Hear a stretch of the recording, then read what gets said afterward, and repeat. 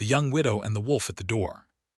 The morning sky over Crimson Ridge bled red and gold, as if the earth itself was mourning. Eleanor Hargrove stood at the foot of a fresh grave, her black dress untouched by the Texas wind that swept across the open land. The wooden cross read simply, "Thomas Hargrove, beloved husband, 1883." She didn't weep. She had already done her weeping in private in the dark hours when no one could see. Now, in the pale light of dawn, she only stood still as iron, quiet as a loaded gun. At 30 years old, Eleanor was not what people expected a widow to be. She was tall and sharp-featured, with dark eyes that caught light the way a blade does, reflecting it back before you could look too long. Her hair was black as crow feathers, pinned back with the kind of discipline that suggested habit rather than vanity. The people of Dust Hollow had always found her difficult to read. Too composed, too steady. Thomas had been the warm one, broad-shouldered, laughing, generous to every man in the county. Eleanor had been the quiet force standing beside him. Now Thomas was in the ground, and Eleanor was alone on 10,000 acres of the most valuable cattle land in all of West Texas. She turned from the grave without a word and walked back toward the ranch house. Behind her, the land stretched wide in golden, rolling pastures, a clean river cutting through limestone bluffs, cattle grazing in the early mist. Crimson Ridge Ranch was a kingdom by any measure. And kingdoms, she knew, always attracted wolves. She didn't have to wait long.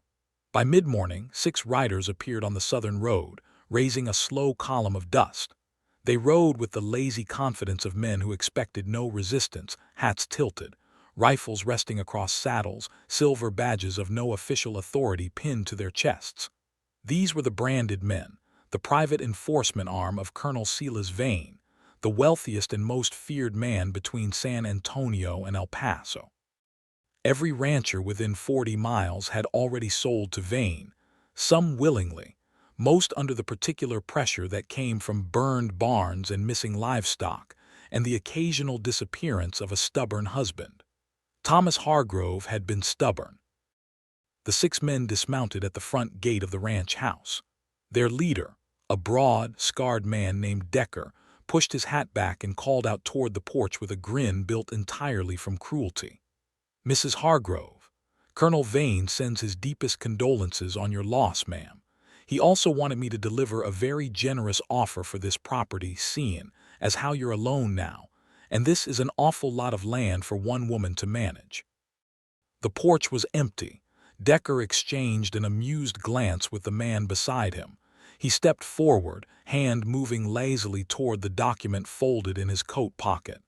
"Now don't be shy, ma'am. The colonel is a fair." The front door opened. Eleanor Hargrove stepped onto the porch. She wore no black dress now. She had changed into riding clothes, dark trousers, a leather vest, boots worn smooth from years of use.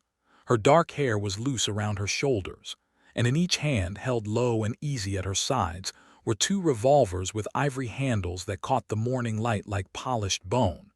Decker stopped walking. What happened next took less than 4 seconds. Before any of Vane's men could process what they were seeing, Eleanor moved. Her right hand came up and fired once. The revolver spun from Decker's hip holster before he'd even touched it. Her left fired immediately after, clipping the rifle from the hands of the man to Decker's right. She stepped off the porch in a single fluid motion and pressed the barrel of her right revolver gently beneath the chin of a third man who had been reaching for his weapon, all before the sound of the second shot had finished echoing across the yard. The remaining 3 men froze entirely. Not one of them had cleared leather. The whole yard went silent except for the wind. Eleanor looked at Decker with those dark, unreadable eyes. Her voice was low and perfectly calm. "Tell your colonel I've buried better men than him." Decker's face had gone the color of old ash. He gathered his men with a single humiliated gesture, and they rode back the way they came, fast and without another word. Eleanor stood on the porch for a long time after the dust settled.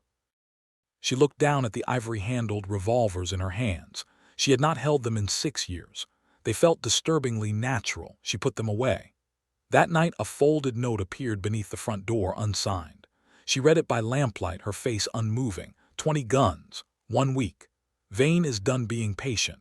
Old Pete, her foreman, a weathered man of 60 with a gray beard and honest eyes, sat across the table and watched her read. When she set the note down, he spoke carefully. "There's a man," Pete said, "a drifter. No one knows his name or where he comes from, but they say he's never lost. They say trouble finds him, or maybe he finds trouble. Some folks call him a ghost, some call him a legend." Pete paused. "They all call him the Nameless Man." Eleanor stared at the lamp flame for a long moment. Then she stood, reached for her coat, and said simply, "Where?" She found him before sunrise, alone at a small fire on the eastern ridge above town, as if he'd been expecting someone. He was tall and lean, dressed in worn trail clothes, with a stillness about him that the desert itself seemed to share. He didn't reach for his weapon when she rode up. He simply looked at her across the fire with eyes the color of smoke, calm, ancient, and completely unafraid. 2 people, 1 fire, the darkness all around them. She told him about the ranch, about Vane, about the 20 guns. He listened without interrupting. When she finished, she placed a leather pouch of gold coins on the ground between them. He didn't look at the gold.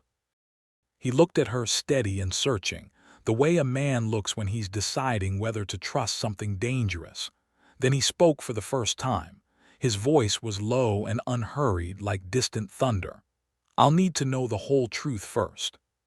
The fire crackled between them. Somewhere out on the dark plain, a coyote called and went silent.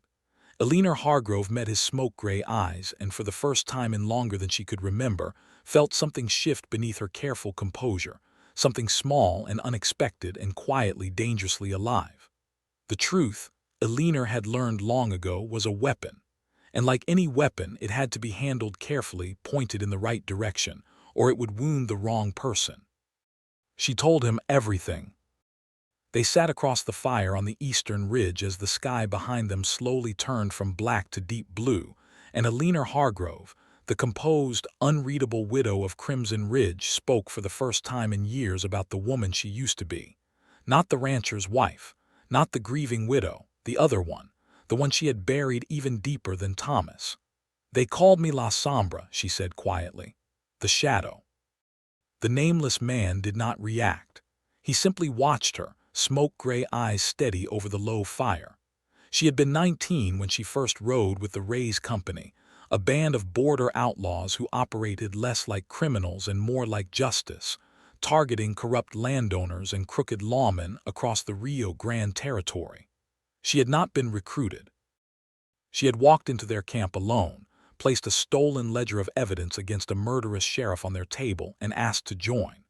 Their leader, a silver-haired woman named Catalina Reyes, had studied her for a long moment and then simply pointed to an empty bedroll. For 6 years, Eleanor had ridden as La Sombra.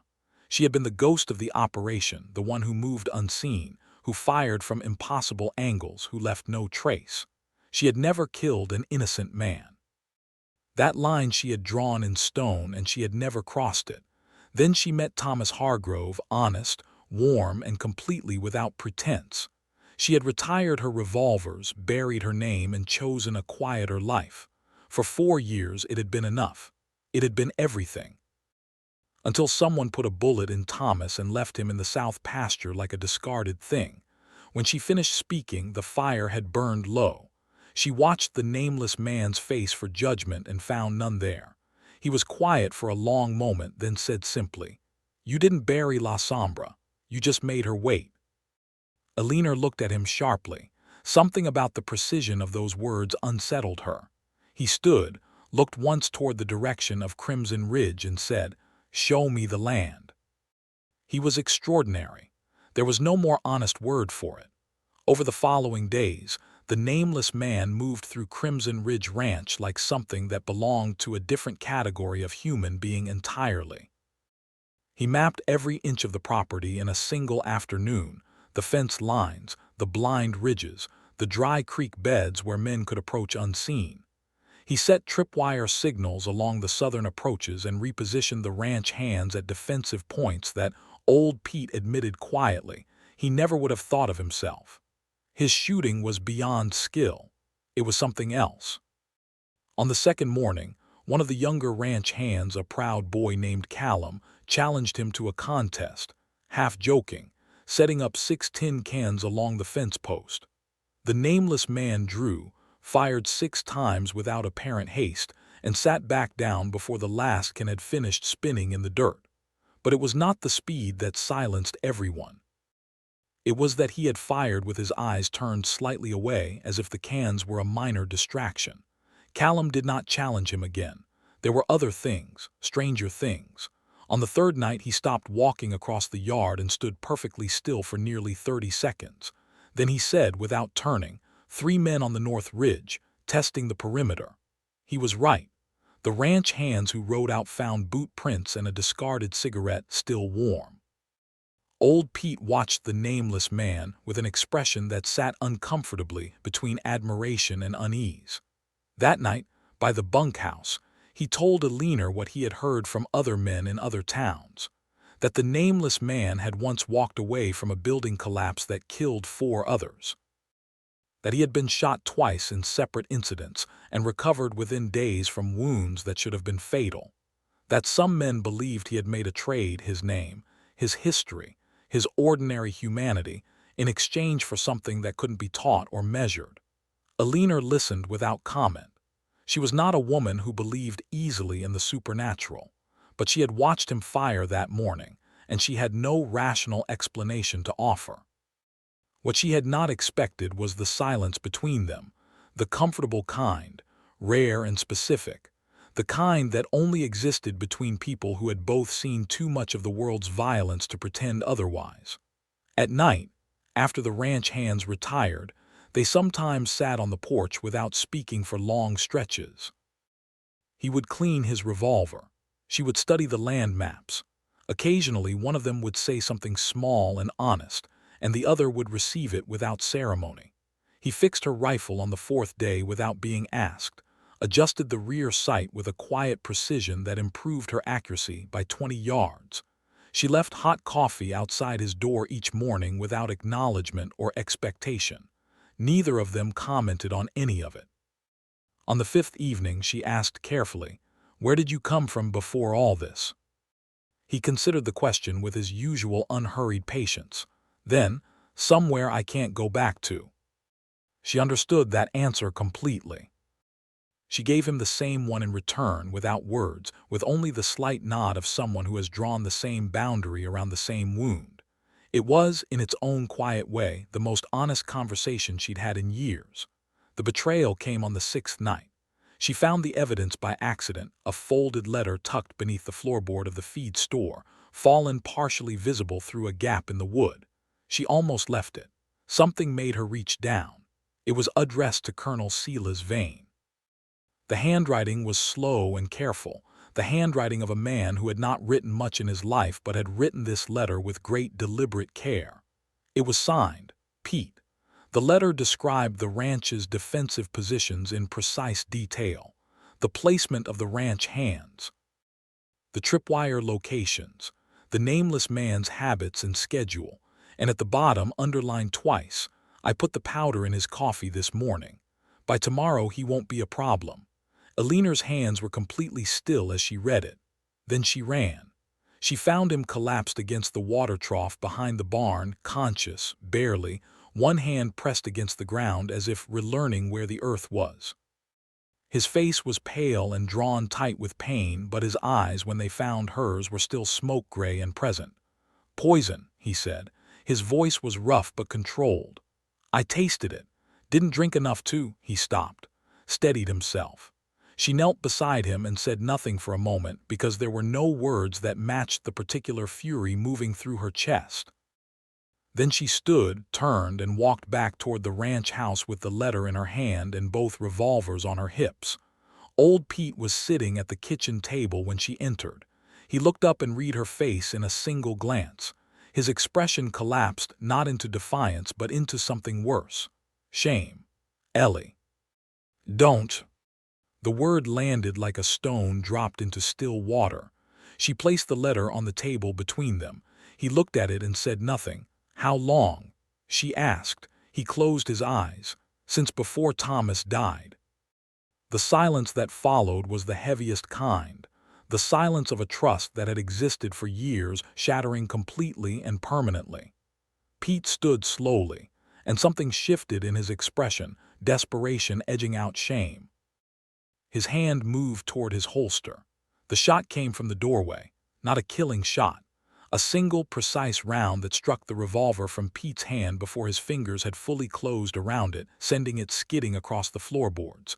Eleanor spun. The nameless man stood in the doorway, one hand braced against the frame for support, his revolver raised and already lowering. Still pale, still barely standing, still somehow exactly on time. Pete crumpled back into his chair, cradling his empty hand. He did not reach again. The sheriff arrived within the hour. As they led old Pete away into the night, Eleanor stood in the yard and breathed the cold air slowly, steadily, forcing composure back into her chest one breath at a time. The nameless man stood beside her. Neither of them spoke for a long while. Then she said quietly, "Vane arrives tomorrow." "I know," he said. She looked at him, this strange, impossible, unnamed man, and felt something move in her chest that she did not immediately have a word for. Not yet. But it was there, and it was real, and it was not going anywhere. "What's your real name?" she asked softly. He looked at the dark horizon for a long moment. Then he turned and met her eyes with that steady, smoke-gray gaze. "I'll tell you after." Somewhere on the southern road, 18 horses were already moving through the dark toward Crimson Ridge. They came at dawn.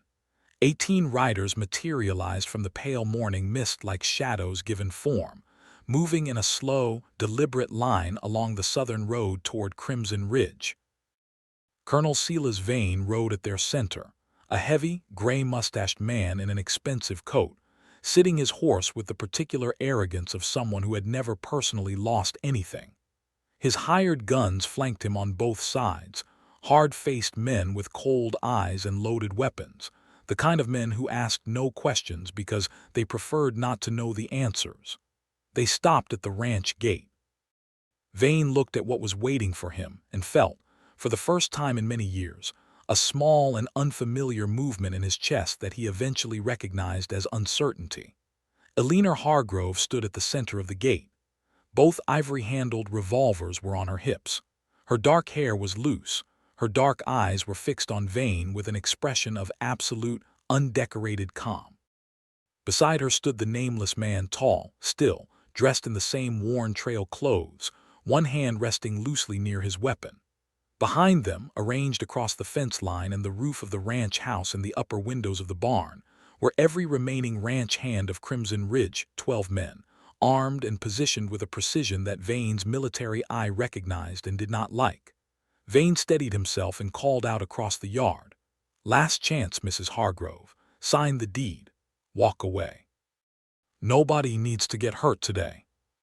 Eleanor's voice carried back clean and clear across the morning air. "Ride away, Colonel, while you still can." Vane's jaw tight. He dropped his hand. 18 guns moved. What followed was the kind of violence that left witnesses struggling afterward to describe the sequence of events in any coherent order, because it happened in the fractured, overlapping way that real battles always do, not clean, not linear, but loud and immediate and absolute. Eleanor moved first. La Sombra, buried for 6 years, rose without hesitation. She went left along the fence line, both revolvers working in a fluid, relentless rhythm, disarming, suppressing, driving Vane's left flank back from the gate with a ferocity that made 2 of his hired guns simply turn their horses and leave without firing a single shot. She moved the way water moves through broken ground, finding every gap, wasting nothing, spending each bullet with the cold economy of someone who had once made this her entire life. The nameless man went right. He moved through the chaos with that quality Eleanor had observed all week and still could not name, that absolute, preternatural composure that made the surrounding disorder seem to part around him rather than include him. He fired 4 times in the first 30 seconds. 4 men lost their weapons.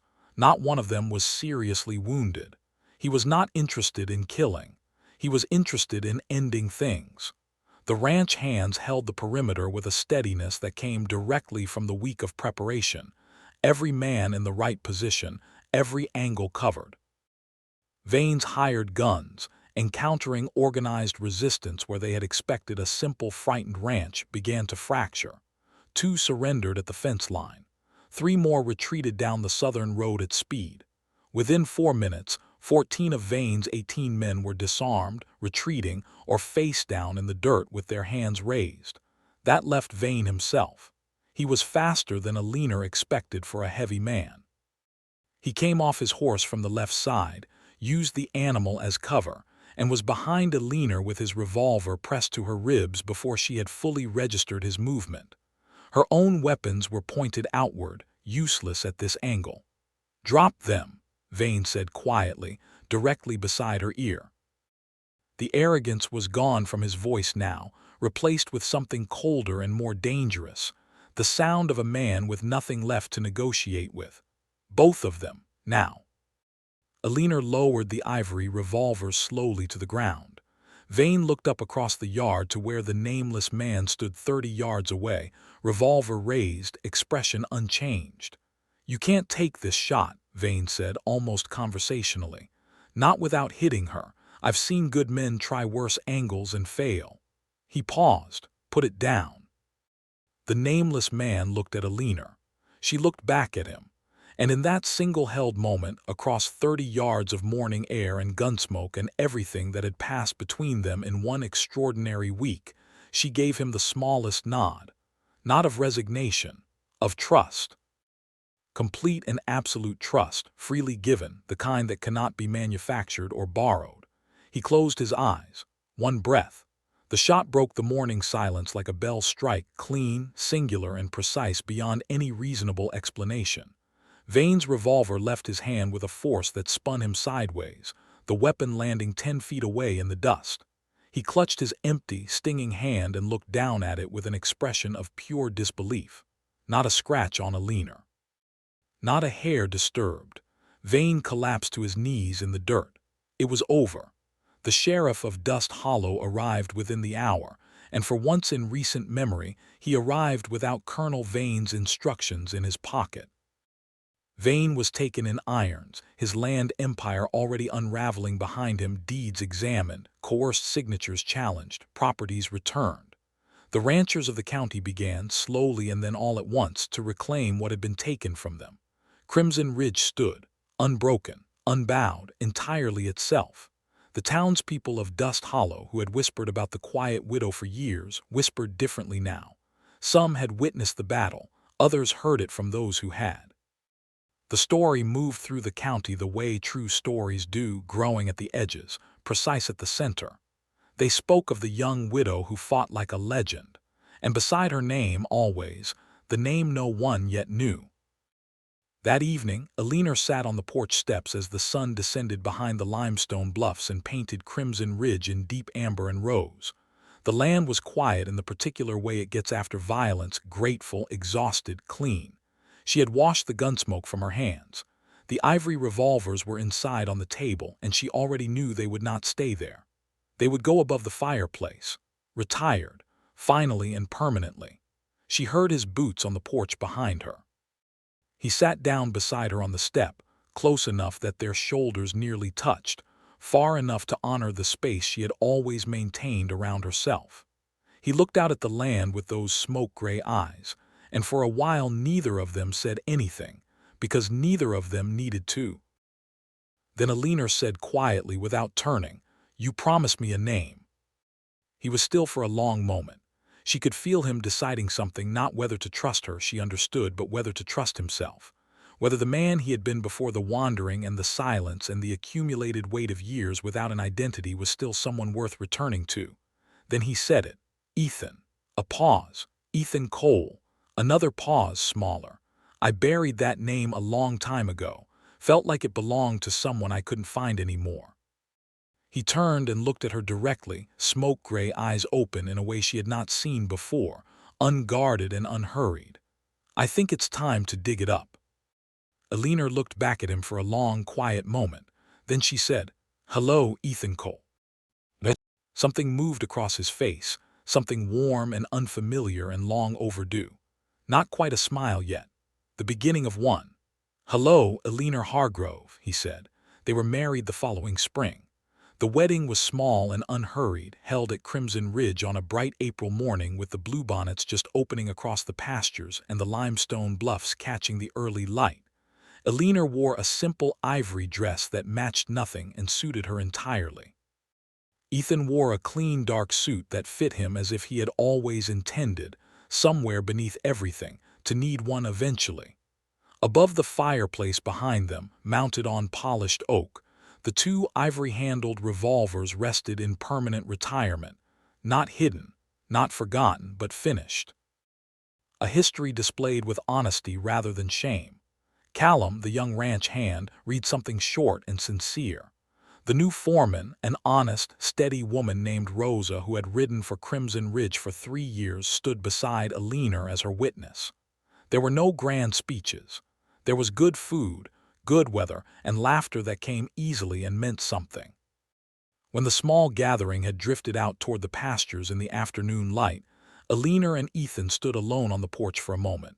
The same porch, the same land, the same two people who had sat across a fire on a dark ridge and recognized something in each other that neither had expected to find.